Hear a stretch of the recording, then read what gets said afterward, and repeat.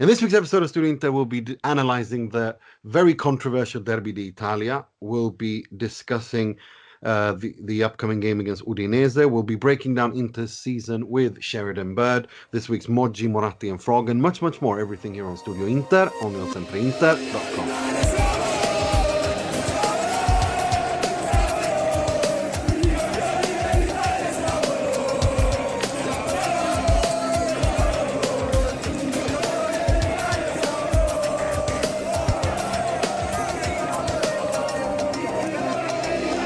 Siamo noi campioni d'Italia, l'Inter è campione d'Italia, l'Inter è campione d'Italia, siamo noi campioni Benvenuti, d'Italia. bentornati to another edition of Studio Inter. I'm your host Nima, Tavallaey, welcoming you to the penultimate episode of the season. The season ends on Sunday and we will be recording next Monday, and then that's it for the summer. And we'll be back after that. But before we get to those events, we have a couple of games to go through. Inter played Roma and Juve. One was boring and the other was anything but. But before we get to all of that, let me introduce my panelists, starting with the SempreInter.com preview writer, Mr. Mohamed Nassar. How are you doing, Mo? Hey, I'm doing very well. Thank you very much. Good to have you. We are also joined by the SempreInter.com chief news editor, Mr. William Beckman. How are you doing today, Will? All right, thank you. A little bit battered and bruised from the last 7 days, which have been a little turbulent, but yeah, all good. Just a very normal, calm week for the Campione d'Italia. Yes, thank God. And we're also joined by our very good friend from Italy, Mr. Fulvio Santucci. Hi, Fulvio. Welcome back. Ciao Nima, pleasure to be here. All good by my side. The only bad news for today is that I'm from the same country of Calvarese. This is not good for me. Well, that's well, I guess yeah, that makes perfect sense. He didn't have a good day, and neither did anyone who watched that. But let's before we get to everything else, let's welcome our guest. He's a good friend of the show. He also works for Juventus TV. He commented that game. Welcome, Mr. Sheridan Bird. Hello there. Hi everyone. How is everybody? Nice to be here. It's good to be. I'm really grateful that you accepted and didn't cancel after everything that happened on the weekend. But I'm keen to, like, let's start there. I mean, you commented on the game. I mean, if we disregard all the controversy and everything that was going on, I personally thought it was not a very good game at all from either side. I thought Juve might have been played a little bit better, but overall, I thought it was a pretty bad game. What's your thoughts? Well, in terms of quality, yes, it wasn't particularly good. In terms of keeping you entertained and keeping you watching, which I had to do, although I was being paid to do that, so I'm not complaining. Everything happened, let's be honest. 2 red cards, some possibly controversial decisions. But no, I thought, maybe the quality wasn't great, but it was a throwback to the, I suppose you would say, the bad old days of Juventus Inter Juventus. For sure, it really was. I mean, let's talk a little bit about Inter as well. I mean, this season, because I didn't think, in my opinion at least, I the way it started, and it really started badly. Did you think that Inter could win the Scudetto by 10, 15 points? Or would win the Scudetto, let alone by 10, 12, however many points it is now, in December when they finished last in their group? Sheridan? Well, I mean, if you remember on this very show, I think in February, you bullied me into making a prediction who would win the Scudetto. And I accepted the challenge, and I said Inter because they're not my team. I didn't have any superstition, and they did win it, obviously. Going back to the match on Sunday, though, I have to say, I was quite shocked, and oddly enough, I was shocked by both teams. And the reason Juventus shocked me is because they played like old school Juventus, really, sometimes over the limits, you could say, but they had that determination. That Chiellini was loving every minute of the second half when they went down to 10 men defending for his life. And Juventus, a lot of the people I spoke to after the match who support Juventus was saying that if Juve had played like that all season, it would have been a very different campaign. And likewise, in the first half, I felt a bit let down by Inter because I was amazed at how passive they were, particularly after the equaliser, after Lukaku's penalty. They were just passing the ball around. The back three defenders were passing the ball around. And to me, it seemed like one of those World Cup group matches when both sides have qualified and it's boiling hot and they're just sort of meandering around the pitch, little square passes. But Juventus didn't want to go into the half-time interval level. They were going for it and they were attacking the game. And I was just a bit surprised by Inter's approach because not so long ago, we saw Milan go to the same stadium and go for the throat, and they attacked and they found the vulnerabilities in this Juventus team, and they got their just rewards. And that's the main thing I would say, regardless of decisions which, we can go into. I'm sure you guys will afterwards, and I understand that it's an Inter podcast. But regardless of that, the first half, Inter just seemed really passive, and I was just a bit surprised by that, whereas Juventus looked like they were on a mission, which they were, points to get to the Champions League again this season. Whereas Inter surprised me because I think we can all agree that Antonio Conte probably wanted to win this match, but his players didn't seem to have the same eye of the tiger. Couldn't agree more. I'm going to hand you over to Mo. Mo, did you have a question for Sheridan? Yeah, Sheridan, you seem quite optimistic about the performance. Do you think that should Juventus not be able to qualify for the Champions League next year, do you think that the last few games, the disappointing results notwithstanding, have shown you enough green shoots for the Juventus project to continue being seamlessly rebuilt, or do you think a more comprehensive overhaul is potentially required for the Bianconeri to become, competitive at the Scudetto and Champions League level once again? Well, I mean, to answer the first part of that, I would say I think that they will get into the Champions League again because Milan's draw with Cagliari was just what the doctor ordered, if that's Dr. Agnelli. And to be quite honest, I think Milan playing Atalanta, that's going to be so tough. Having to beat Atalanta is not massively easy these days. And Juventus, on the other hand, playing Bologna, I think that the five of us could probably beat Bologna. So I have to say, I think Juventus will be in the Champions League, which will divide Italy in the sense that all their fans will be pleased to be back involved, and the rest of Italy will sort of be saying this was a chance to squeeze Juventus out. And to answer the second part, they do have some very good young players. I think Federico Chiesa is a really exciting player who works very hard, which is an important difference. He doesn't mind helping out in defence. He's embraced that part of his job that Pirlo's bestowed upon him. Matthijs de Ligt, we probably think of him as a veteran now, but he certainly isn't. And it remains to be seen how many years he'll be playing for Juventus. But with people like Chiesa and de Ligt and Kulusevski, I think, will have a good career with Juventus. He's not really had much continuity this season, but again, he's got that spikiness, he's got that naughtiness. Call it whatever you want, but Pavel Nedved had it, as I'm sure you guys remember. Kulusevski, he's got the skill and the shooting, but he's also a little bit naughty. And if you take those three and you add Weston McKennie, who's got really good energy and brings something that you don't normally see in Italian, we haven't seen recently in Italian football. I do think that Juventus fans have got some young, interesting names. They just have to try and replace the guys who are on their way out. But you just can't replace people like that in the same way that Inter struggled to replace people like Milito and Zanetti. It's really hard to find a new Giorgio Chiellini. For sure. Absolutely. Will, did you have a question for Sheridan?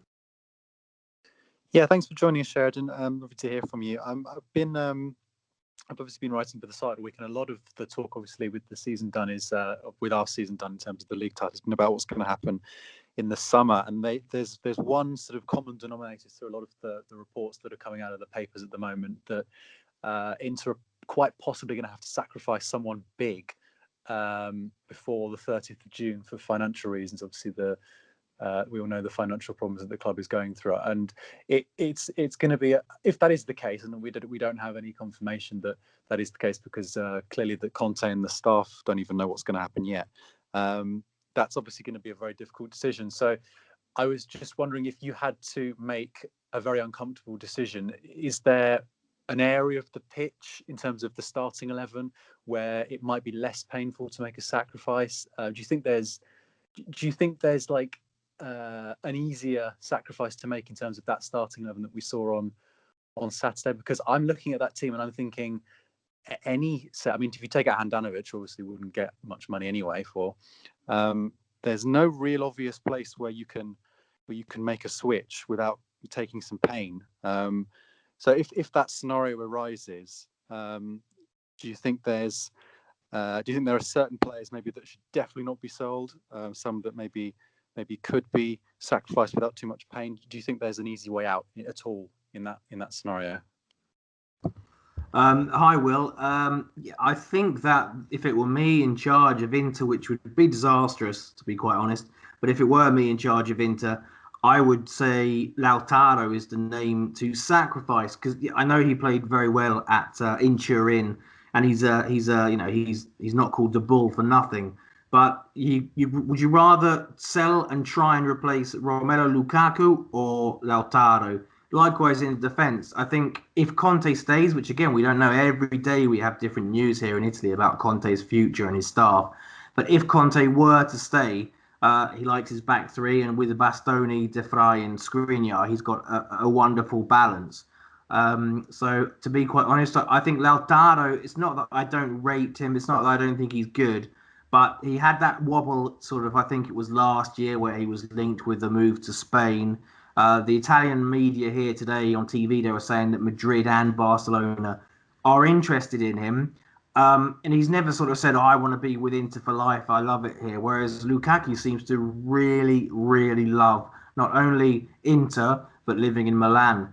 So he is the one I think you have to keep hold of. So I would say the person, if they have to sell one of the big stars, one of the high earners, etc., I would say get rid of or sell Lautaro for a lot of money and get Alexis Sanchez off the wage bill. For sure. I hope that doesn't happen at all, but we'll have to wait and see. Fulvio, did you have a question for Sheridan? Yeah, sure. Hello, Sheridan. So you said an interesting before while analyzing the match. You said that Juventus played old school. I completely agree with that, and I can add to this that it's not the first time that happened in this season, because that kind of defense actually reminded me of the match of the Coppa Italia, the second leg that the Torino won. Since Juventus played three matches against Inter, and two of these three matches was played well, while basically melted down against everyone else in the Serie A. We have a new champions in the table, which is Inter. So my question for you is, what's the actual gap between Juventus and Inter? Because yesterday on Saturday was a match a little bit different because Inter already won, and Juventus was on the hunting of the Champions League qualification. But when these two teams confront with each other, it does not seem so far. So what's the actual gap, in your opinion, between Juventus and Inter, and what Juventus should do in order to compete with Inter along the whole season? Hi, Fulvio. That's a very, very good question. It's hard to answer in the sense that the gap between Inter and this current Juventus, obviously, Inter have been together a bit longer. This team have been together, I know not much longer, but they've had a bit more time getting used to the club and the manager, whereas Juventus have tried to bed in young players, some of them for the first time in Serie A or for the first time in a big club, and it's looked like that. And a new manager as well. Everyone seems to sort of forget that Pirlo didn't do his apprenticeship, the gavetta, as they say here in Italy. Pirlo was supposed to be in charge of the under-23s. A week later, he took over from my poor, wonderful Maurizio Sarri. And and everyone was getting used to each other. You know, new guys, McKennie in a new country, new language. Kulusevski at a big club after sort of being a star at Parma. So the difference is, I think Inter were a year ahead, or are a year ahead in their development, getting to know what the coach wants, and basically getting to know some of them, you know, Italian football. So that's what I think the answer to that question is. They're a year ahead. Yes, that's a good point. I think a lot of it depends if Juve will make it to the Champions League. I personally think that Juve will make it to the Champions League, and I think Napoli will make it as well. I think that Milan are the ones that will drop out, because I think, like you said, beating Atalanta away on you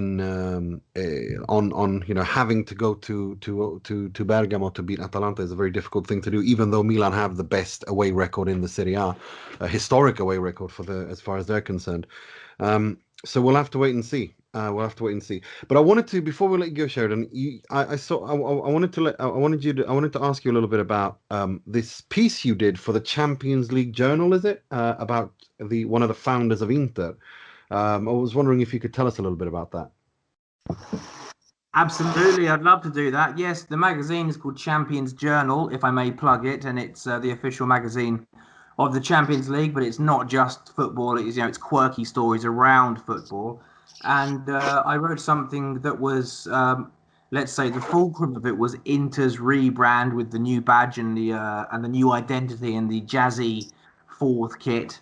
Beachwear, but the fact that the new logo, the new badge, crest, whatever you want to call it, they did try and remain faithful to the original, which was designed by a graphic artist in Italy in the early last century called Giorgio Muggiani, who also worked with companies like Pirelli, Martini, and Moto Guzzi, who was just very famous for a specific type of design, which was very simple but very effective. And this guy Giorgio Muggiani, as I say, was a young talented artist who was one of the members of Milan, and he left Milan when they had their argument, and was one of the founding members of Inter. And I just love things like that. I think graphic design and football are just such fascinating topics, because so much thought goes into it, whether it's a badge or a kit, or even the font on the back of the shirts and the names and numbers. And it's a nice story. It's a short story. It's a very short column in the magazine. But it's good to be able to talk about those things, because, as I say, the art and the care and the thought that goes into something that fans take for granted is very, very deep. It certainly is. It certainly is. So definitely check that out. Thank you so much for coming on twice this season, Sheridan. It's always a pleasure to have you on. Looking forward to having you on next season again, and I hope you have a lovely summer. Thank you very much. Same to you, and same to all the rest of the guys. I really enjoy coming on. It's the only chance I hear your surname pronounced properly, Nima, because no one else outside your family on earth can say it. So that to me is worth coming on and chatting, and just getting to know the Nerazzurri gang. So the same to you. Enjoy your summer. I'm sure you'll get up to some absolutely crazy adventures. I look forward to hearing about them. I'm sure I'll be sending you audios on WhatsApp about them. Could you say your full name once more? Nima Tavallaey. That's incredible. God bless you. Take care, Sheridan. Bye-bye. Thank you so much for coming on. Oh dear. Right. Let's talk a little bit more about the game itself. I mean, I'm just glad that the Scudetto was wrapped up. Look, I'm going to look at this in a couple of ways, and I want to hear what you say first, Fulvio. But I look at this way. I think this defeat is good for Inter, and I think it's good for Inter that they lost in this way, where it was essentially stolen from them, because it made this current Inter leadership and this current Inter squad they were made brutally aware that never ever going into a decisive game with Juve where you can't afford to lose, because they will win it, and they will win it this way. And having said that, yes, I think Juve were better than Inter, but the episodi, I mean, this was the Ceccarini on steroids special. How Irrati, everyone's talking about Calvarese, but I think Irrati, the VAR referee, is just as much to blame.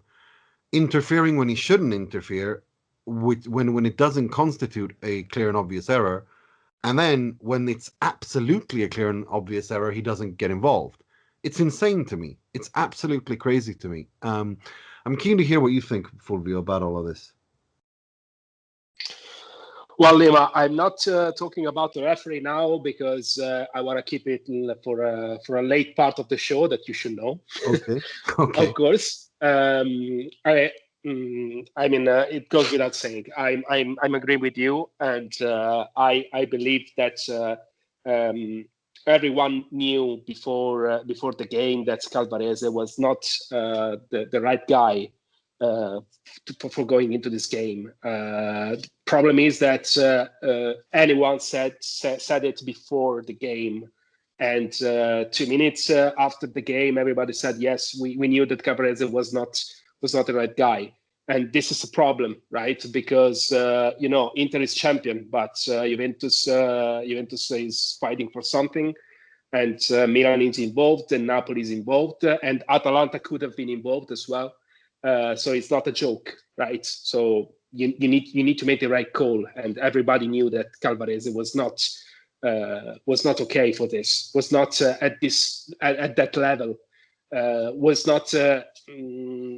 It wasn't actually. It was incredibly far to be at to be okay to be the referee in this kind of game. So having said that, I think that it was pretty clear that one team fought and the other one didn't. It was pretty clear that one team actually trained like hell into the week, while the other one, of course, just celebrate the Scudetto. And we saw the difference, especially I saw the difference into the midfield. When I remember the game of January, when our midfield basically dominates all along from the first to the last minute of the game, while on the Saturday's match, it was our midfield that was actually outscored by the one of Juventus, which was one of the worst into the league. Bentancur and Rabiot made a horrible, hopeful season. So yes, I think that there's not so much to say about the game, about the tactic, about the substitution. I think that Conte would enjoy a victory, or at least not to be defeated. Of course, he tried to make the right calls. For example, he put out Darmian, which was not the good one against Quadrado, and he made a replacement for Eriksen, and Eriksen and Darmian was on the same part of the pitch, the left one. So Conte tried actually to win this game, but when you are 11 against 10 for 30 minutes, and I noticed that Inter actually really starts to attack like 20 minutes after the red card for Bentancur, and this is not too much. We can live with this because we are champions, and it's okay. We can live with this. But I don't know. It's probably the supporters who wanted to see something more from the guys. Having said that, all the referee part, which I don't need to testify against this. Everybody are able to see, even a kid, even a kid was able to see that it was. Calvarese. The only thing that Calvarese did good was the kickoff whistle, and after that, everything fade out for him. So, but I will talk about this later. So, for sure. Mo, I'm keen to hear what you think about this whole game. Go right ahead. But I think there. First of all, you said it best when you said that. Thank God we didn't go into this game needing anything. Really, I mean, again, maybe if we had needed something, then the attitude might have been a bit more go get him, rather than the lackadaisical sort of attitude that they went into the pitch with. Also, I give the boys all the excuses that in the world. It's very difficult to get yourself fired up for a match, regardless of how, quote unquote, important this match is. If you've wrapped up the league and the other team that you're facing is fighting for their lives. So it was only natural to see that discrepancy in attitude, at least in the start of the game. But again, I know Fulvio is going to talk about the refereeing and it's going to talk.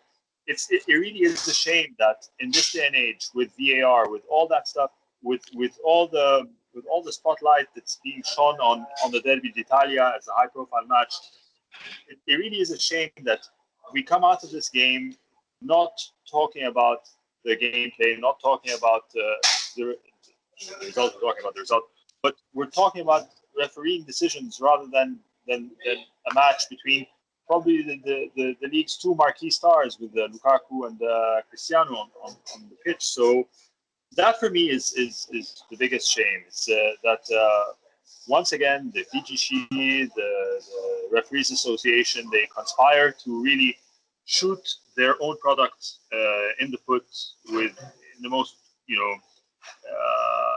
ridiculous of fashions, and that for me is the takeaway.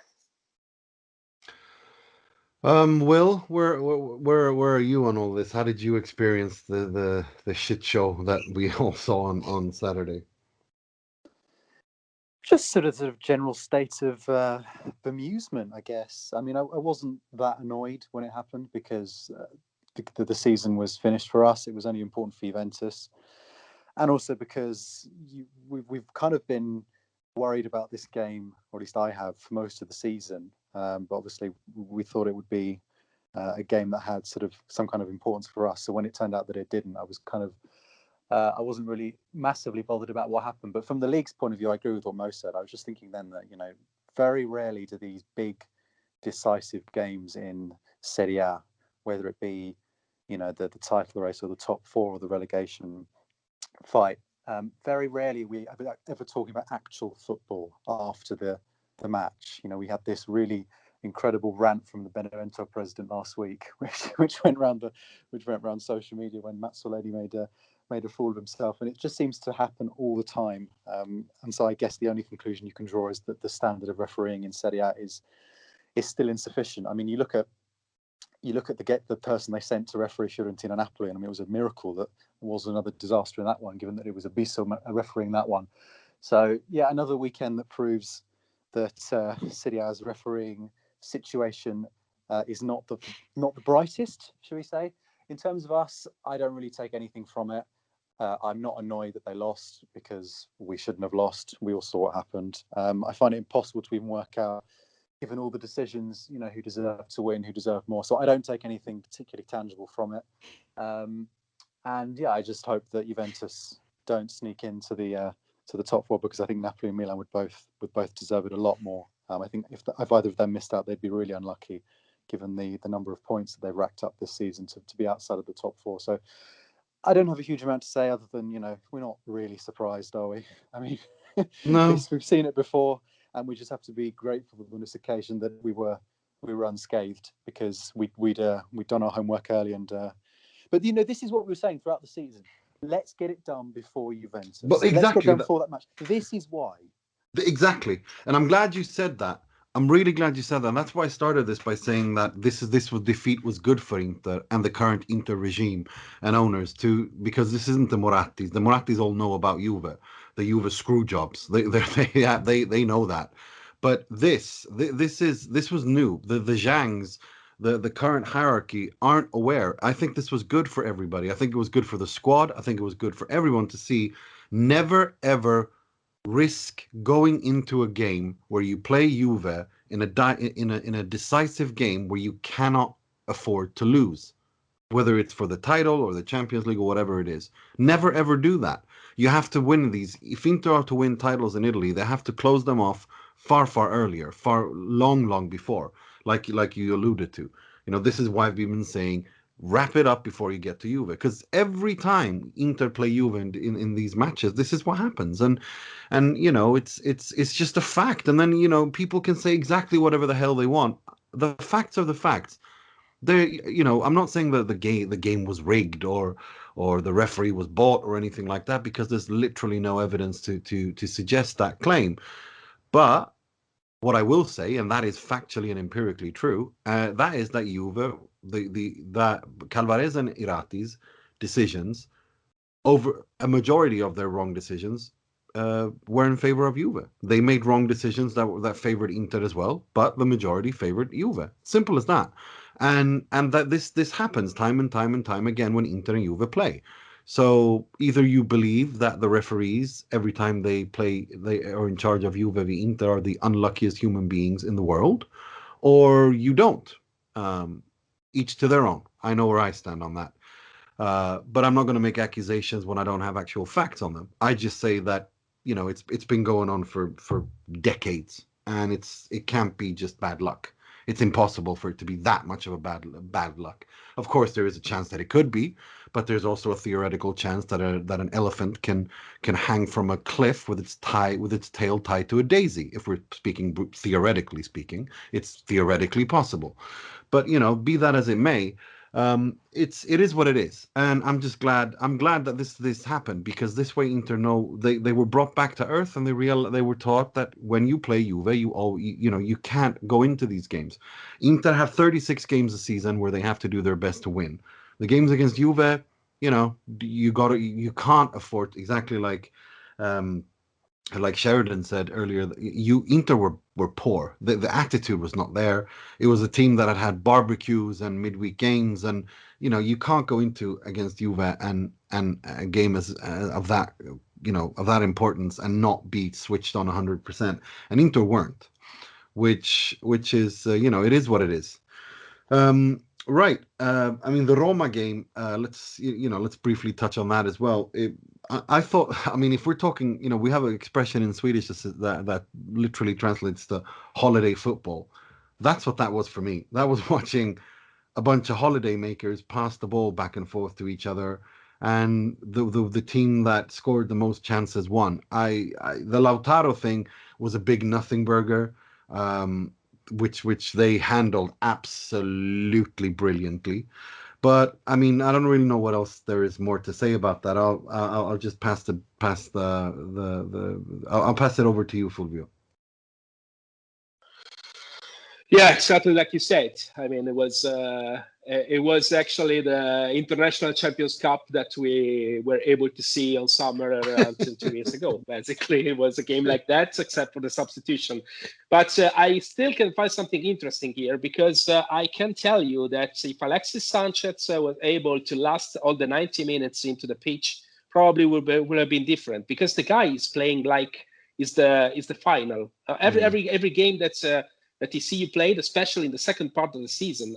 Since January, it's like it's not that he always did good or always make the right choices, always make the right play. It's not like that, but it's just the attitude. This guy is have blood that is boiling in his veins, and it did not change after the Scudetto.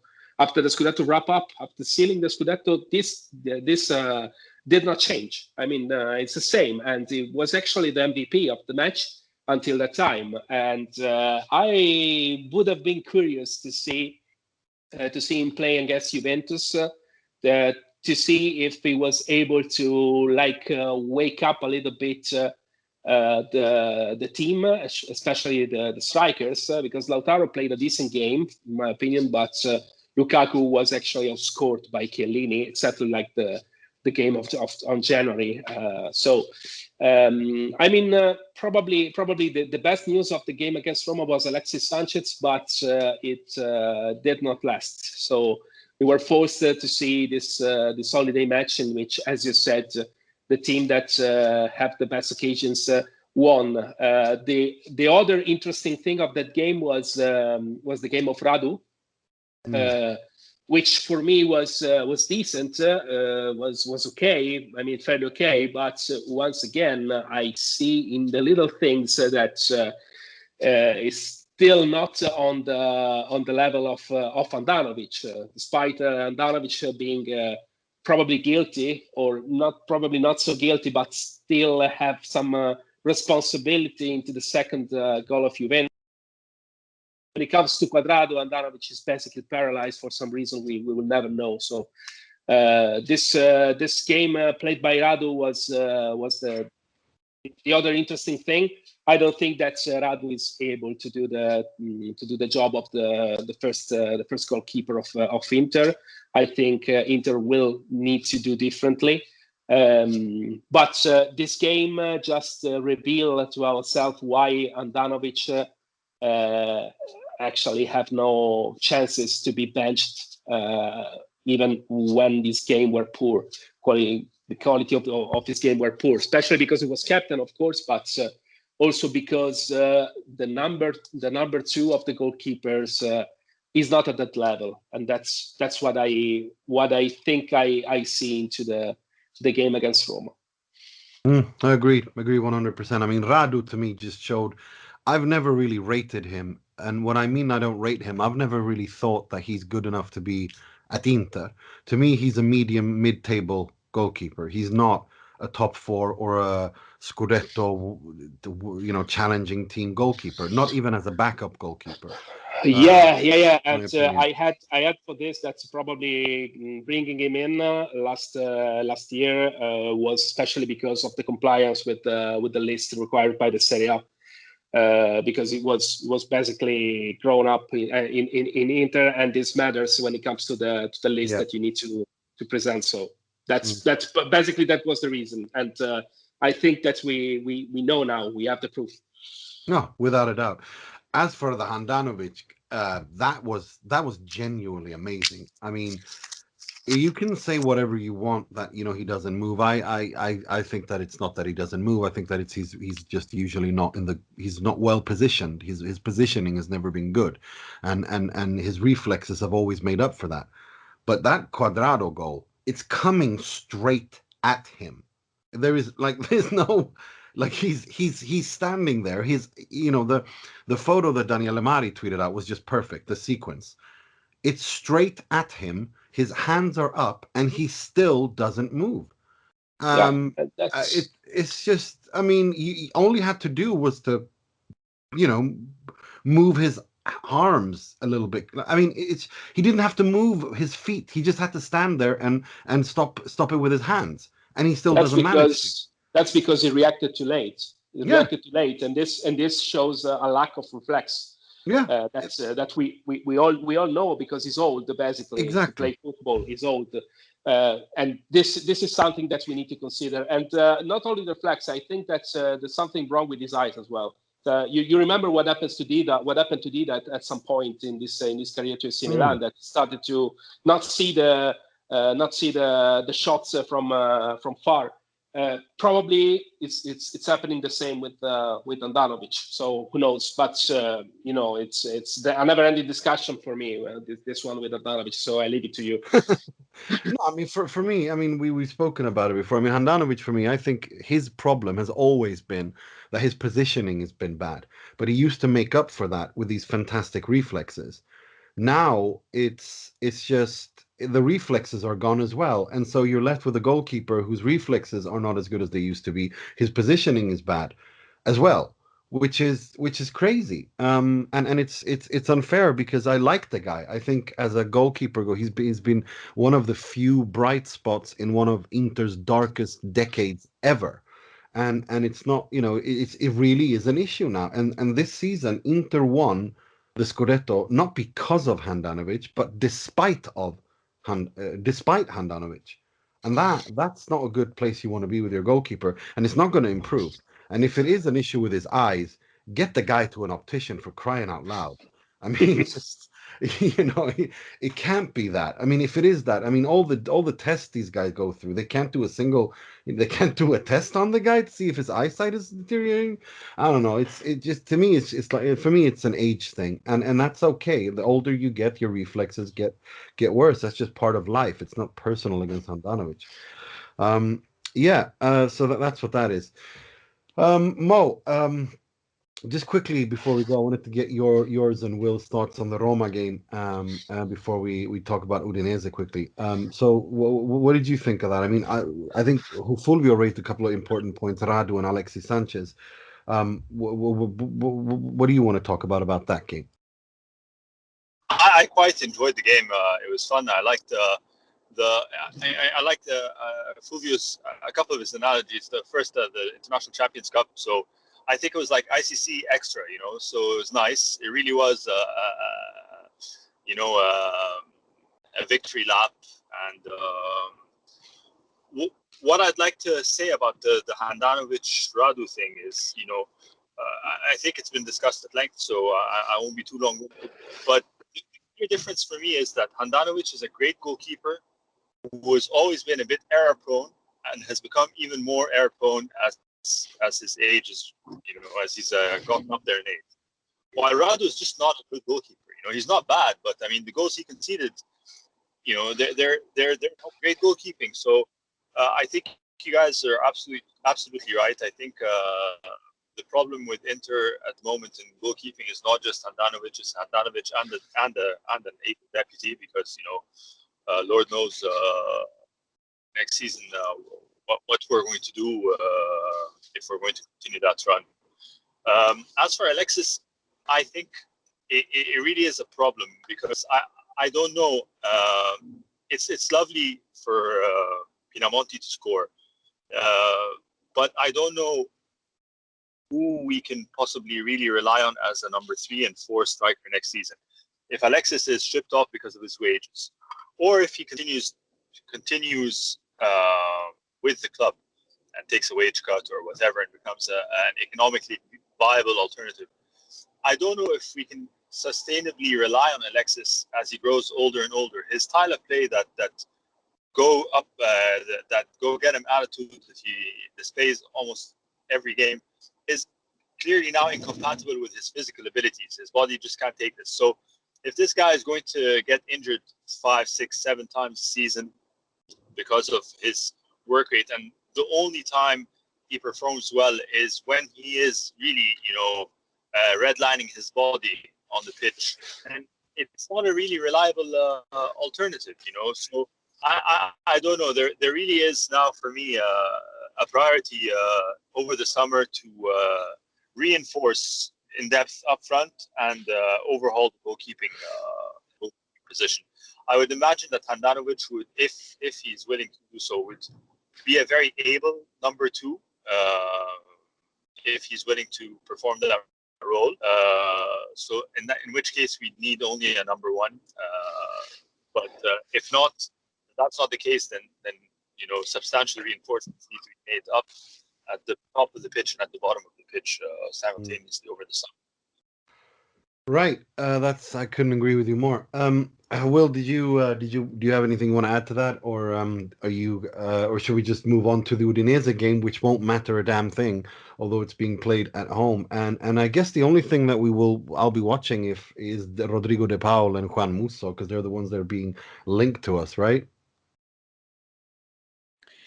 Yeah, both very costly. So good luck to Moratti and Nerazzurri for formulating an offer that's even remotely attractive to those players and Udinese. But yeah, they are 2 people that will be watched. As far as the Roma game is concerned, I put out a tweet after about half an hour saying we've got the 4th kid on and Vecino has scored. Can it get more fine stagione than this? It was very, very strange experience. I actually ended up quite liking the 4th kit after about. I love it. Maybe not as a something I'd want to see every week, but I was thinking, I'd actually buy that, which probably justifies their decision to wear it. And I was pleased with Vecino, because obviously he's had a really bad. I was going to say too. I was pleased with Vecino because obviously he's had a really bad season. It looks like he's probably going to leave as well. So nice to him to have a moment. But yeah, the game was quite fun actually. I thought quite nice just to watch it without any sort of stress And the other thing that I've just remembered one thing, and this ties into the Udinese game as well, that I actually care about. This is the one thing that I'm quite keen to happen between now and the end of the season. We are on the verge of a clean sweep.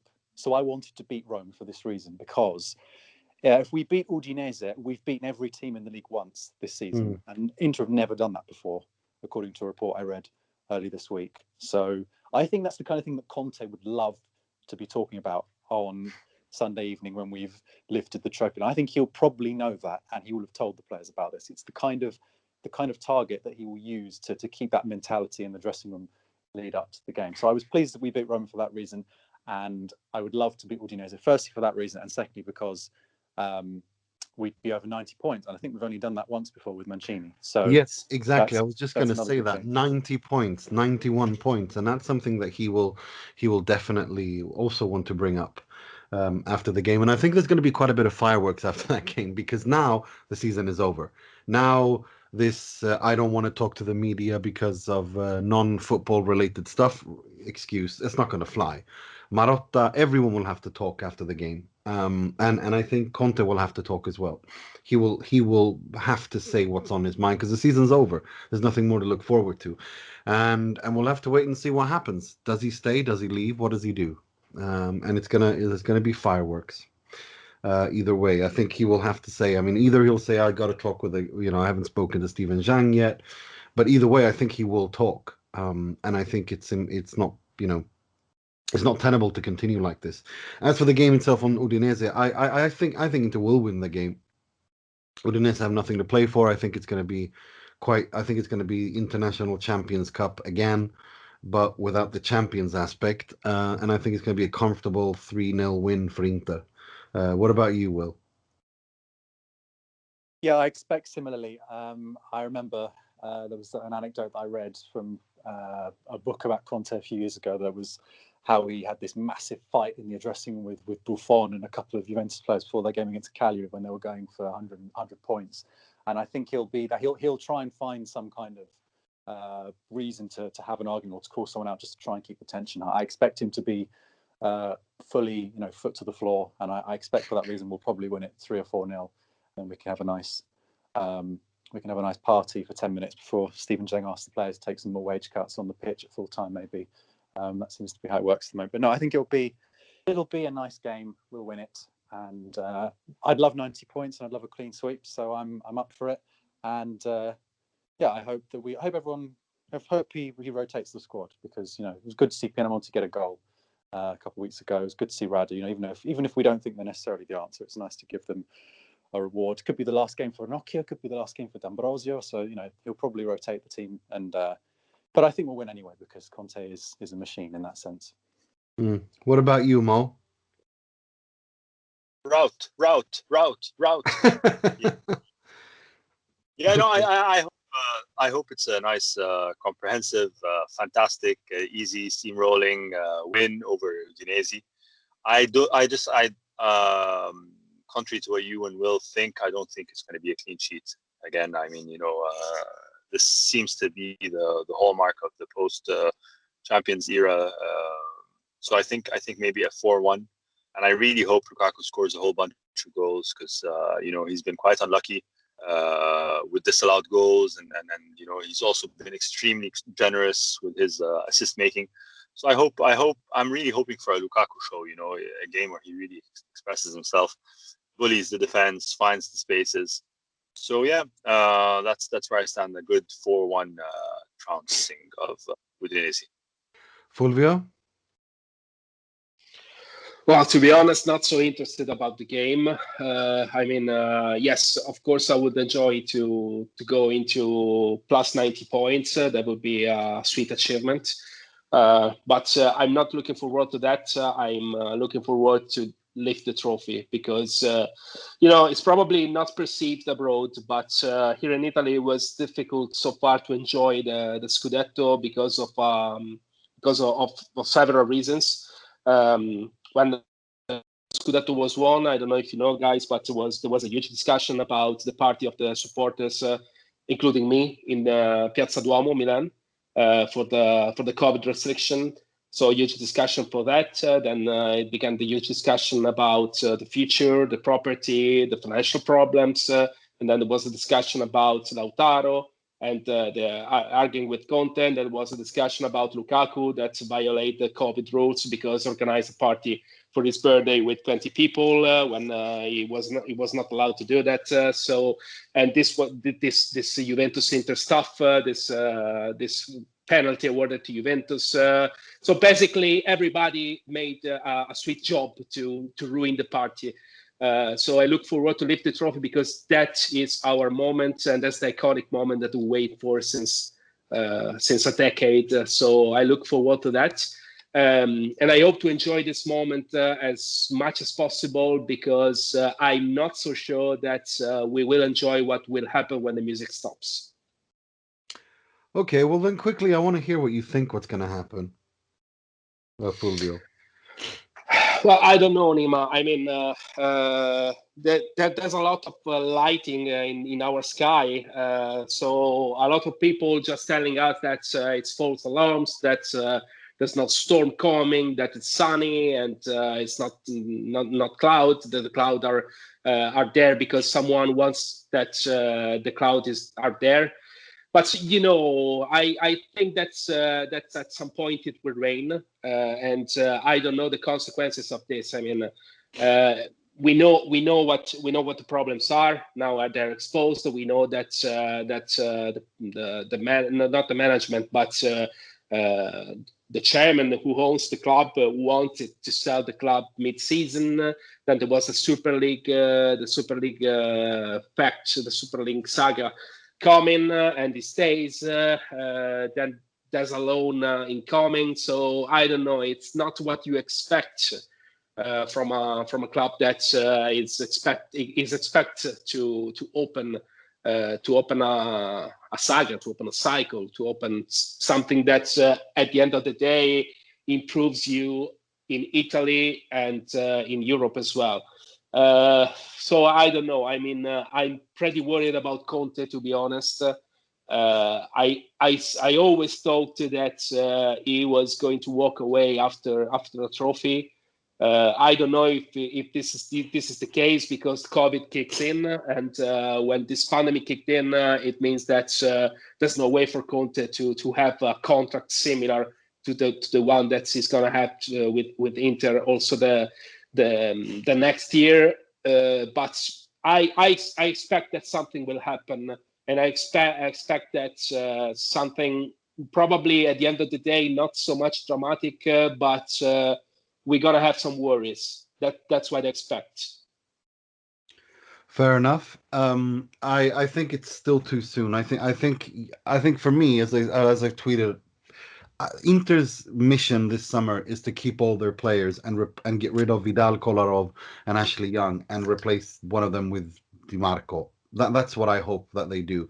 I think this is a team that's good, that's shown that it's good enough to challenge for the Scudetto, and I think you can do that for one more season. And then after that, yes, you have to decide: are you going to keep the club, or are you going to? Because otherwise, it's not growing. But for one more season, I'm not too panicked. And one thing I got to say, I mean, my interpretation of it's one thing we know from Suning: they don't talk, they don't leak, they don't say anything. They don't say anything until it's finished and done, and they're ready to talk. Meanwhile, you have the Italian media, every single one of them, reporting one thing or the other. It's two extremes. It's Oaktree and Bain Capital have secured the loan, and it's Inter can barely pay the wages to play in the Serie A next season. And it's in between this constant notion. And I mean, the last week, Inter have sold every single player they have. To me, I don't think it's a conspiracy against Inter, because I think there are people inside of Inter and around Inter who have financial interests to leak these things, to put pressure on Suning so that they can position themselves in terms of contract talks, etc. So I think we got to wait to see. But as a side note, I think Suning would be insane if they thought that they could start deconstructing this team by selling Lautaro, Barella, Bastoni, and stuff like that, then this fan base would riot in Milan. I think you know that better than anyone. They would burn the city to the ground if Suning decided to start deconstructing this. Conte would leave for one, and it would be chaos. It would be complete chaos. Yeah, I mean, Nima, in my view, Conte is the square one of this. I mean, if Conte leaves, it's pretty likely at some point that somebody wants to leave as well. I mean, this team exists because Conte exists. Everybody's saying that. So yeah. I think that's the worry that the future is for us is the position of Conte, because from the position of Conte it depends. A lot of things depends from the position of Conte. I mean, is the Marotta's guy, and Marotta said that we're aiming forward to look at the second star. That is the Scudetto number 20. So I mean, the sports part of this. I mean, the ideas are clear. But if one of the pieces of this machine is going away, and it's the most important part, because the coach is the most important part of this. It would never happen anything without him, and we all know about this. I don't know what will be the consequences. So I think that we should focus on that situation, and from that situation depends the situation of the other people. Fair enough. That's a good shout. Let's move on to the part of the show where we pay tribute. We have to piss out of and criticize someone or something heavily in the world of football, starting with the positivity, which will be presented by Mr. Positivity, Mr. Mohamed Nassar. He works a lot, he's intelligent, and he surprises people sometimes with his ideas. Not easy to find one person of these qualities. So not only do I have one, but I have two Morattis this week. The first is the serious one. Serious, it's fun. I just really loved what the club did with the Lautaro Conte Basta. Yeah. I think everything about how it was handled was absolutely phenomenal. Not only did they shut everyone up completely, but they created, again, more fantastic content out of it. So, yes, Conte is the social media content machine.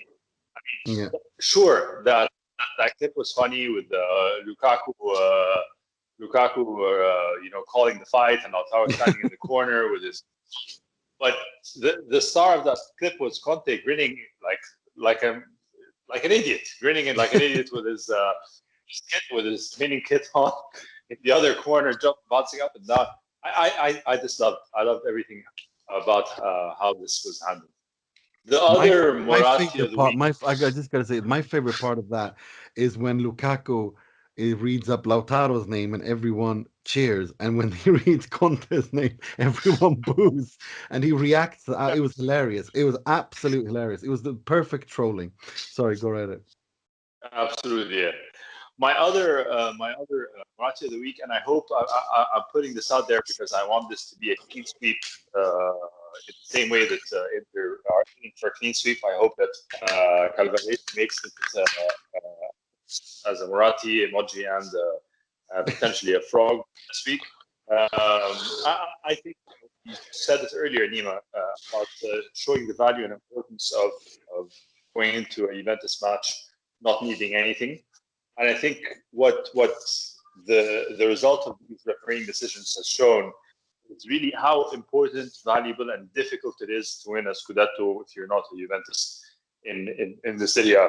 So I really think that like you said, the fact that the result, this was a loss, and the loss was as a result of ostensibly being stolen away, the win being stolen away from Inter.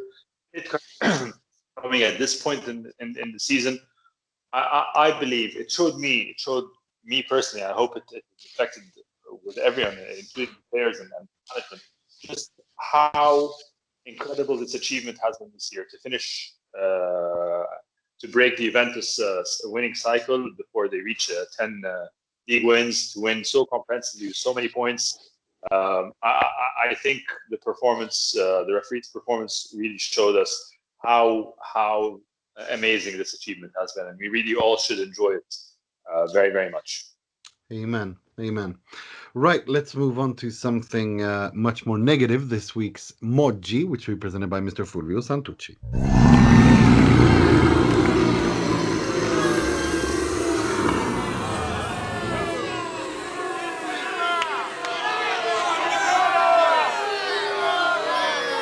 Yeah, Nima, thank you. Let's address the elephant in the room, because when it comes to Moggi, you always come to the referees.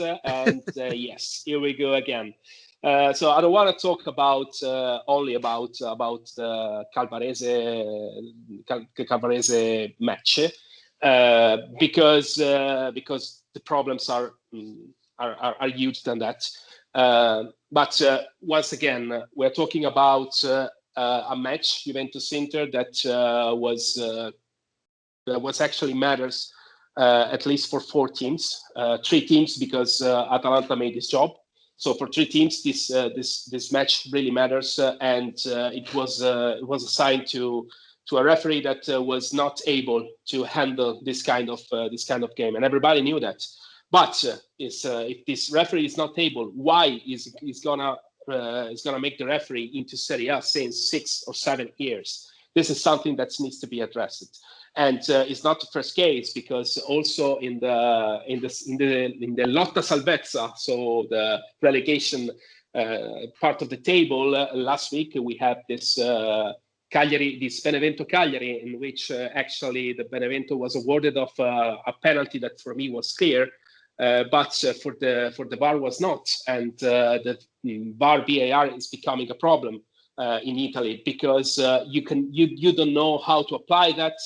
It was at the first place was applicable only to a clear mistake, and actually against in the game Juventus Inter, they awarded 3 penalties, and only one was a clear mistake by the referee, but was actually awarded. Yeah. It was actually Exactly. so. Yeah, this is something that that we need to talk about, but it's not only by the mistakes, because it was a mistake that actually was in favor of Juventus, nothing new, about that. But it was the whole game that was completely out of control. Even the red card to Bentancur was not clear. Even the disallowed goal to Lautaro for a foul that actually Danilo made on Chiellini and not Lukaku.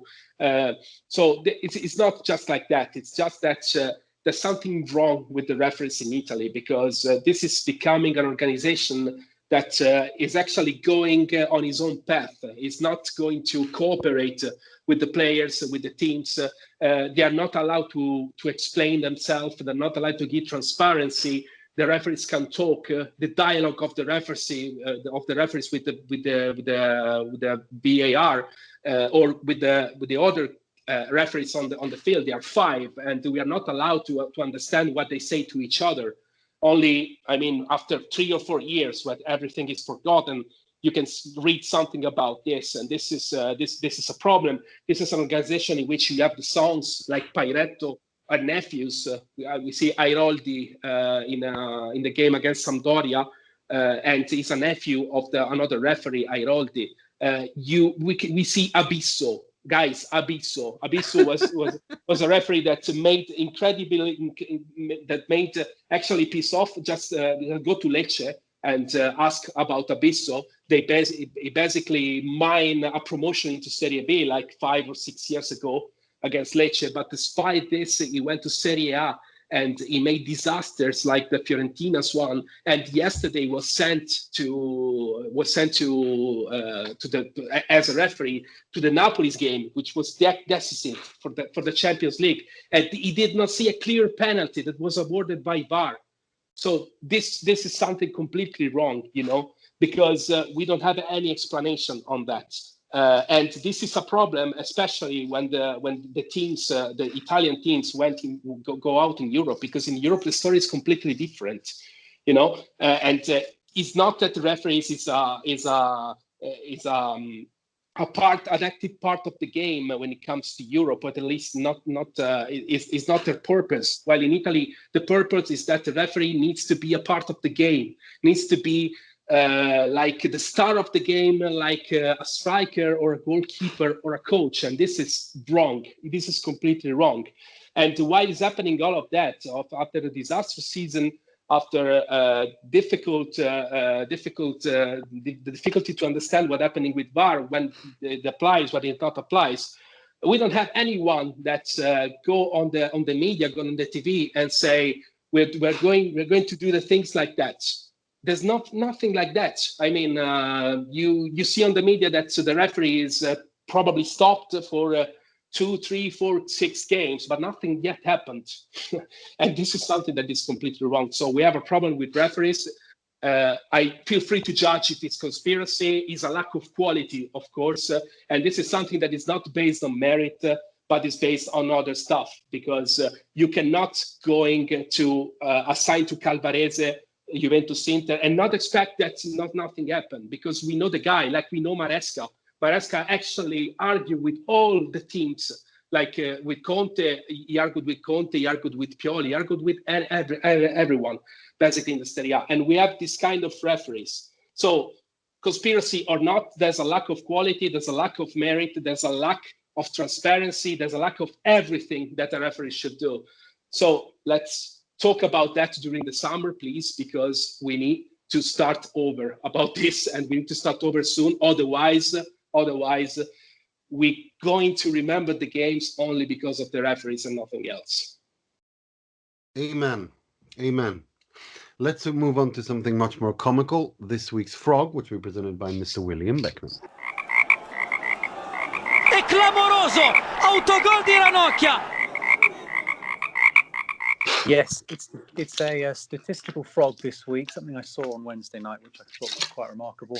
The frog is Salvatore Sirigu, the Torino goalkeeper, because he was involved in Torino's rather embarrassing 7-0 defeat at home to Milan on Wednesday. And Giuseppe Pastore pointed out that since 1951, there have been 4 matches in Serie A history where the away team has won 7-0, and Salvatore Sirigu has been in goal for 3 of them, which I think is a rather remarkable statistic. Wow. He lost 7-0 home to Atalanta last season, and he was also in goal for Palermo when they lost 7-0 to Udinese. Udinese, I remember that. Yeah, Maurizio Zamparini afterwards. Yeah, very funny. The odd one out there is our 7-0 win at Sassuolo in 2013, I think. So that's a really special achievement. I'm not saying I'm sure he wasn't at fault for most of those goals, but that's a really bad stat to have associated with you, and it's quite froggy, unfortunately. Without wanting to sort of destroy his reputation, he is the frog of the week because he's had a bad week. Yes, he has. And Will Nima, I can add to the resume another 7 goals conceded when he was playing with Osasuna against Barcelona. So it's 4 games involved in which he conceded 7 goals. Brilliant. Salvatore Sirigu. Not having luck. 7 is not his lucky number, that's for sure. Right, that's all we had time for this week. I'd like to thank Sheridan. I'd like to thank you, Fulvio, for coming on this season, not just today, but also this season. Hope to have you back next season. Thank you very much, Nima. Look forward to it and have everybody a good summer. Mr. William Beckman, thank you for coming on again. Thank you very much. Enjoy the party on Sunday. We never know how long it will be until we get another Scudetto party, so let's cherish every last moment. That's my parting comment for this penultimate episode. For sure. And I would like to thank you, Mo, who had to run away quickly. Thanks for coming on. Until next week, I'm your host, Nima Tavallaey, wishing you a good week, a great Scudetto party. Stay safe, listen to your authorities. 3 points, and sempre e solo forza Inter.